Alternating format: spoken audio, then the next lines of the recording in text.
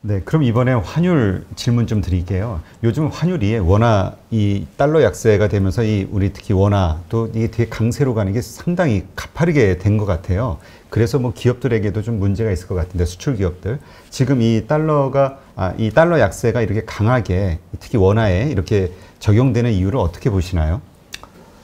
네, 글로벌 달러는 뭐 달러 인덱스가 뭐 DXY 인덱스를 가장 표준으로 보는데요. 뭐 거꾸로 하면 유로화라고 보시면 되는데, 네. 그게 이제 뭐 100 살짝 위에서 지금 92까지 내려왔다가 지금 살짝 이제 반등을 하는 둥 마는 둥 뭐 이렇게 해서 이제 어디로 갈까? 네. 어쨌든 최근 1년간은 이제 약세였는데 약세 달러의 근본적인 약세 요인을 좀 찾아보니까 일단 미국이 돈을 많이 풀었더라고요. 네. 그리고 미국 경제 성장률이 어쨌든 다른 나라, 특히 유로존보다는 나쁘지 않았다. 이 두 가지 요인이 일단 달러의 약세를 좀 만들었고요. 또 한 가지는 주식시장 관점에서 주식은 전통적으로 위험자산이죠. 대표 네. 위험자산이기 때문에 이 위험자산이 워낙 강했기 때문에 지금 지난 뭐 6개월, 8개월 동안 강했기 때문에 반대쪽에 있는 안전통화인 달러가 좀 약세로 움직인 것 같습니다. 네. 앞으로가 문제인데 제 생각에는 미국 경제가 어떻게 될지는 모르겠습니다만은 미국 경제의 우위가 어떤 주가의 강세로만 계속 이렇게 일어난다면 달러는 조금 더 약세로 갈 가능성이 있어 보이는데요. 네. 만약에 이제 주가가 꺾이거나 내지는 미국 경제가 좋긴 해도 올해 좋았던 것보다는 상대적으로 내년에는 다른 나라 경제도 많이 올라온다. 네. 이러면 이제 달러 약세는 조금 주춤할 가능성이 있거든요. 그리고 한 가지 빼놓고 있는 부분이 지금 그 사람들이 간과하고 있는 부분이 금리 차입니다. 미국과 유로존의 금리 차인데 이런 금리 차가 지금 거의 좁혀졌거든요. 그래서 더 좁혀질 수 있을까? 혹은 역전될 수 있을까? 미국이 마이너스 금리로 들어가지 않는 한 이런 금리 차의 축소에 따른 어떤 달러 약세 요인은 조금 이제는 다 지나갔다. 이렇게 볼 수가 있는 거고요. 네. 그런 관점에서 달러가 급격하게 여기서 약세로 가서 원달러가 그 바람에 더 강세 행진을 뭐 1,100원을 뚫고 1,000원을 향해서 갈 거냐라고 봤을 때는 저는 그럴 가능성은 매우 낮다라고 생각을 합니다. 네. 제가 불과 얼마 전에 그 아는 지인도 보니까 1,160원.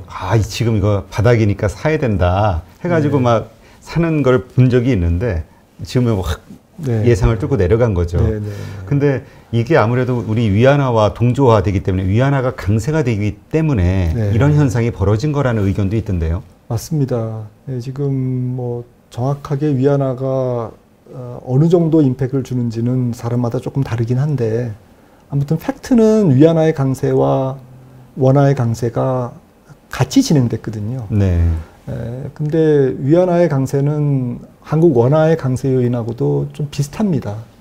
그동안 위안화가 강세로 온 게 지금 신흥국 환율 자체는 그렇게 강세가 아니거든요.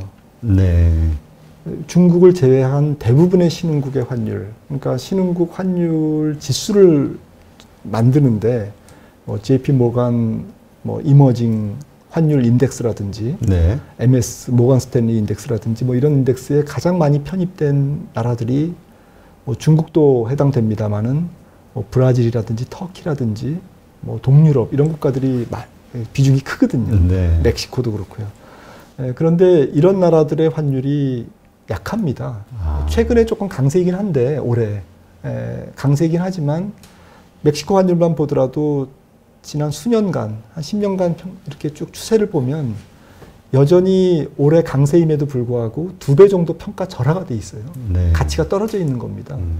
그러니까 굉장히 엄청난 평가 절하 후에 올해 어쨌든 강세를 보이고 있는데 그거는 조금 아직까지는 추세를 잘 모르겠다.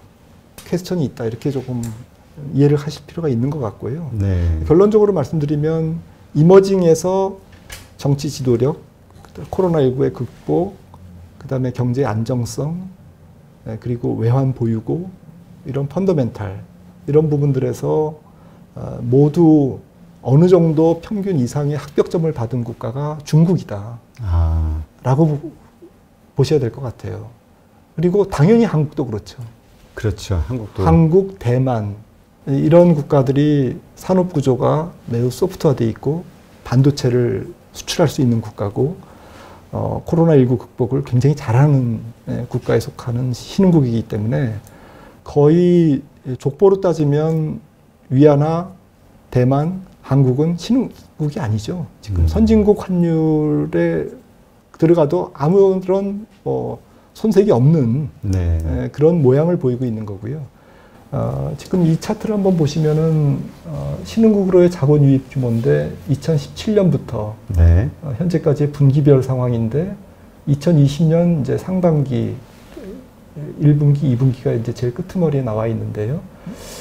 지금 2018년을 고점으로 해서 GDP 대비 신흥국의 GDP 대비 자본 유입 규모가 5.5%에서 쭉 하향 추세인 걸 확인하실 수가 있습니다. 네, 그러네요. 네, 그러니까 사실은 전체적으로는 신흥국 쪽으로는 돈이 안 가고 있다.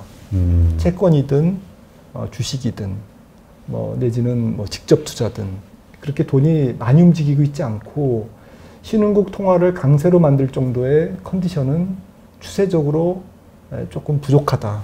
오히려 환율 약세 요인으로 작용하고 있는데 상대적으로 요 회색선이 중국이거든요. 중국이 강해지네. 네, 지금 중국은 좀 이렇게 플랫하게 가다가 1분기 저점, 2분기에 확 증가하고 있는 걸 보실 수가 있습니다. 네.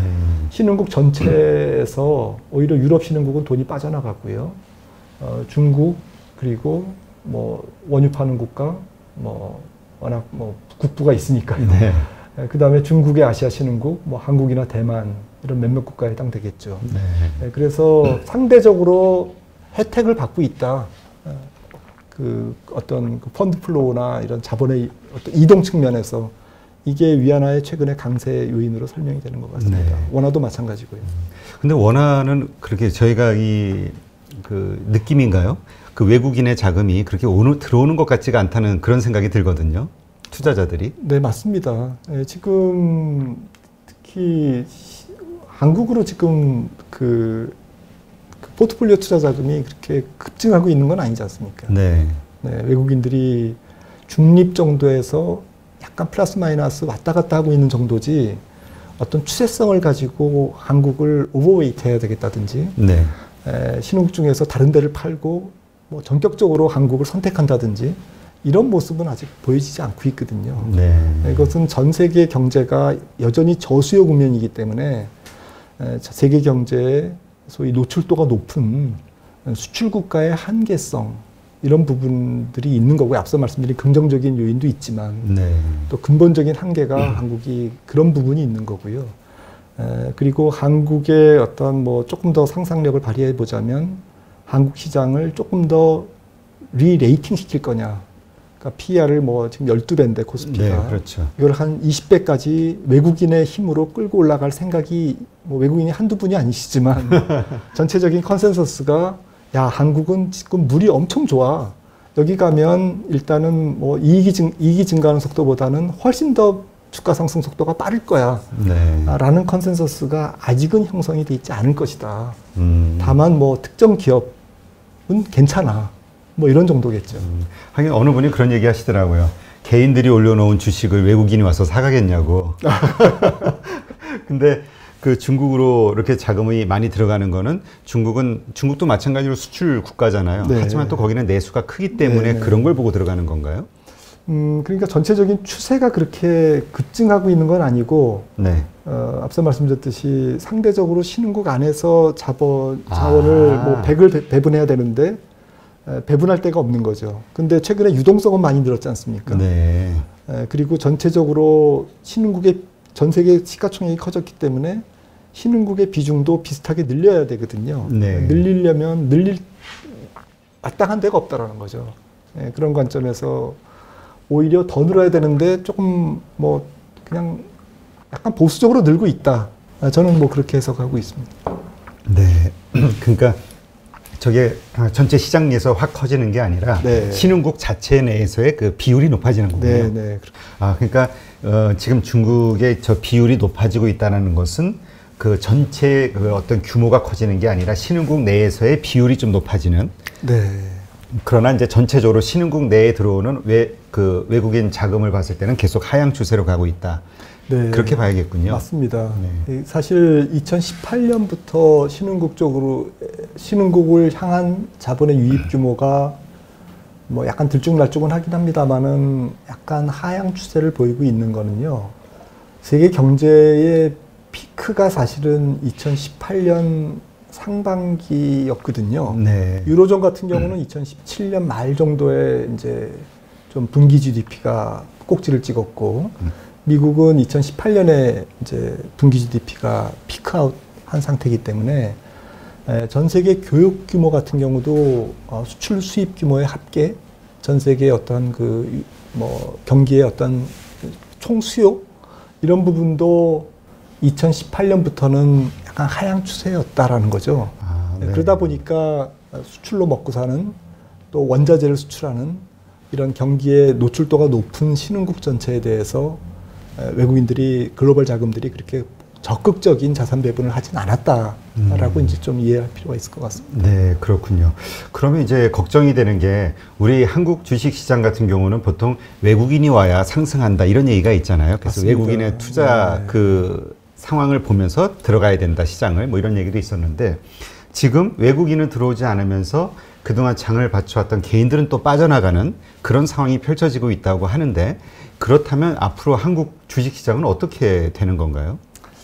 뭐 가장 중요한 게 뭐 앞편에서 말씀드렸듯이 지금까지의 뭐 글로벌 주도주의 향배에 달려 있을 것 같고요. 저는 개인적으로 그게 가장 첫 번째 변수다. 미국의 그 팬기업들. 네. 빵기업이 뭐 그 훌륭해서도 그렇지만 항상 주식시장의 논리는 주도주가 꺾이면 안타깝게도 우리나라도 주도주는 아니니까 코스피가 네, 전 세계. 그렇죠. 예. 주도주가 꺾이면 힘을 잃을 수밖에 없다. 근데 주도주가 많이 꺾일 때 우리나라 시장은 좀 적게 빠질 수는 있지만 주도주가 빠지는데 코스피는 올라가거나 코스닥은 뭐 계속 하늘 높은 줄 모르고 올라갈 수는 없다라는 거고요. 네. 그런 관점에서 보면 좀 논리를 단순화해서 투자 전략을 빵류의 주식들이 앞으로 더 빠지냐 안 빠지냐 이게 첫 번째라고 생각을 합니다. 두 번째는 경기와 기업 실적이 반드시 일치하는 건 아니지만 네. 특히 IT 소프트웨어나 하드웨어 기업들이 경기보다는 우수한 기업들이기 때문에 경기의 흐름보다는 훨씬 더 돈을 많이 벌어온 기업들이긴 합니다만 경기로부터 자유롭지는 않는다, 완전히 자유롭지 않다라는 관점에서 보면 앞으로 경기 회복의 속도, 경기가 정상화되는 과정이 있는데 이 과정이 너무 지지부진하고 기대에 못 미치면 아마도 기업 실적도 우리가 예상하는 것에 좀 못 미칠 가능성이 높은 거죠. 네. 그렇게 되면 경기와 기업 실적의 어떤 실과 바늘의 관계에서 볼 때 앞서 말씀드렸듯이 지금 멀티플을 점프업 시켜놨기 때문에 네. 미래이익이 시속 100km로 달릴 거라고 생각을 했는데 속도가 50km로 줄어? 이러면 실망 매물이 나온다라는 거죠. 그래서 경기의 회복 속도, 어닝의 개선 속도, 기대치에 대한 충족. 근데 기대치가 너무 높아져 있기 때문에 조금만 낮아도 그건 악재로 작용할 가능성이 높다라는 거고요. 그러겠네요. 이제 그게 두 번째 가장 중요한 이유가 될 것 같습니다. 세 번째는 결국 유동성 환경이 되겠죠. 네. 지금 뭐니 해도 올해 주가가 올라간 거에 상당 부분은 유동성이 1등 공신이었는데 네. 유동성이 이제 얼만큼 주식시장에 실효적으로 영향을 계속 줄 거냐 이런 부분인데 저는 이 부분에서도 그 금리가 움직일 때 주가가 어떤 변동을 보였을까를 한번 조사를 해봤더니 미국 주가나 글로벌 주가의 주가 상승률 있지 않습니까? 네. 상승률하고 금리, 뭐 실질금리로 봐도 좋고 연준의 정책금리로 봐도 좋고 시장금리로 봐도 명목금리로 봐도 되는데 이 금리가 0%로 내려가거나 아니면 어쨌든 빨리 내려갈 때는 주가가 올라가요. 근데 거의 역사적으로 제로금리에 거의 도달하면 더 이상 제로금리가 주가 상승을 끌고 가지는 못하더라는 거예요. 아, 네. 그러니까 제로까지 갈 때는 끌고 가는데 네. 제로가 되면 이제 낮출 금리는 없네. 이렇게 될 수도 있고요. 또 이론적으로 보면 통화 유통 속도가 많이 떨어져 있기 때문에 경기가 앞으로 회복이 돼도 실제로 주식시장에서 체감하거나 실물 경기에서 누리는 실질 유동성은 그렇게 크게 증가를 안 하거든요. 그래서 참고적으로 2008년보다 지금 GDP 대비 총통화 배율이 많이 떨어져 있습니다. 3분의 1 이하로. 아, 상당하네요. 네. 그렇기 때문에 그 얘기는 앞으로 경기가 돌아서서 지금 본원 통화는 그러니까 연준의 돈은 3배를 찍었거든요. 네. 그 전에 비해서. 그렇죠. 그런데 M2 우리가 보는 실질 유동성은 거의 한 25% 정도밖에 증가를 안 합니다. 아. 그런데 경기가 만약에 돌아서면 조금 더 증가를 하겠지만 그마저도 제가 계산한 바로는 내년 하반기부터는 그렇게 크게 증가하지 않는 걸로 나오거든요. 아, 네. 그래서 유동성 효과도 앞서 제로금리도 말씀드렸지만 조금 수명을 다해가고 있다. 돈의 힘이 돈이 주식시장을 끌고 가는 힘이 없는 건 아닌데 그동안 워낙 강하게 끌고 갔던 것에 계속 연장선상으로 보면 조금 너무 지나친 기대일 수도 있다라고 네. 말씀드리고 싶습니다. 아, 그러니까 일단 유동성 장세라는 말은 이제 좀 올드한 얘기가 돼가고 있는 거네요. 현재 상황이. 그러니까 이런 시장이 약한 모습을 보이는 거고. 네, 맞습니다. 그래서 이번에는 이제 실적이 바통을 받아야죠. 근데 그 실적에 대한 기대치가 네. 지난 분기보다는 훨씬 높아질 거기 때문에 과연 그걸 맞춰져 나갈 수 있을 것이냐. 이번 네, 분기도 그렇고 그렇습니다. 다음 분기도 그렇고. 네, 네. 네. 그게 이제 좀 이슈가 되겠네요. 그 지금 한국 시장을 좀 그 약하게 만드는 요소 중에 하나 또 3억 원 대주주 요건 완화 네, 이 문제도 있는데요. 이게 이제 단순하게는 처음에는 그렇게 좀 분노하다가 지금은 약간 또 다른 이야기들이 나오고 있더라고요. 시장이 너무 과열되는 것을 방지하기 위해서 네, 그 하락을 대비해서 뭐 이런 뭐라 그러나 이런 좀 그 폭탄을 던진 것이다. 뭐 이런 우스갯소리도 있던데요. 네, 네. 모르겠습니다. 결론이 어떻게 날지 모르겠습니다만은 뭐 약간 조세 문제이기 때문에 그런 관점에서 볼지 지금 말씀하셨던 시장의 논리 측면에서 볼지 이제 뭐 조금 시각은 앵글은 다를 것 같은데요. 뭐 결론이 어떻게 날지 모르겠습니다. 만약에 3억으로 결정이 된다면 10억에서 3억이 되는 거기 때문에 3.3배의 임팩트가 있을 거고요. 시장의 부정적인 영향. 아, 부정적인 영향이 오긴 올 건가요? 네, 작년보다 한 3배 정도의 또 강한 강도로 올 가능성이 있고 특히 코스닥 거래대금이 개인이 한 70%, 60, 70% 되기 때문에 훨씬 더 그 충격이 클 거고요. 네. 또 주가가 오른 기업들이 종목들이 많기 때문에 또 충격이 클 거고 이 삼중고가 한꺼번에 11월, 12월에 영향을 줄 가능성을 배제할 수 없죠. 네. 당연한 얘기 같고요. 근데 그럼에도 불구하고 지금 앞서 쭉 저희가 말씀을 토론했던 이런 부분들, 뭐 펀더멘탈이라든지 네. 뭐 이런 부분들이 우려를 잠재우면 오히려 한쪽에서는 뭐 외국인이 됐든 또 다른 개인이 됐든 매수 기회로 삼지 않겠습니까? 네, 그럼 그렇죠. 생각보다는 많이 안 떨어질 거라고요. 저가 매수세는 네. 기다리고 있으니까. 근데 만약에 그 너머에 비욘드 연말 내년에 모퉁이를 돌아가 보니 험한 펀더멘탈이 기다리고 있다. 이러면 이게 훨씬 더 위력적으로 부정적인 어떤 영향을 미치겠죠. 네. 네, 그래서 또 내년 상반기, 내년 초에 펀더멘탈과 맞물려서 이 충격파가 좀 달라질 거는 같습니다. 네, 그렇군요.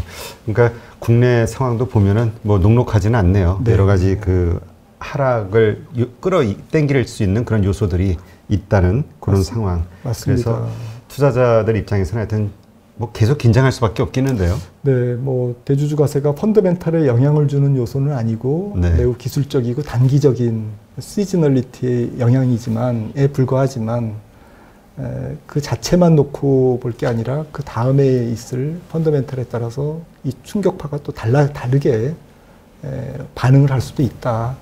라는 쪽에서 말씀을 드렸습니다. 네, 그렇군요. 알겠습니다.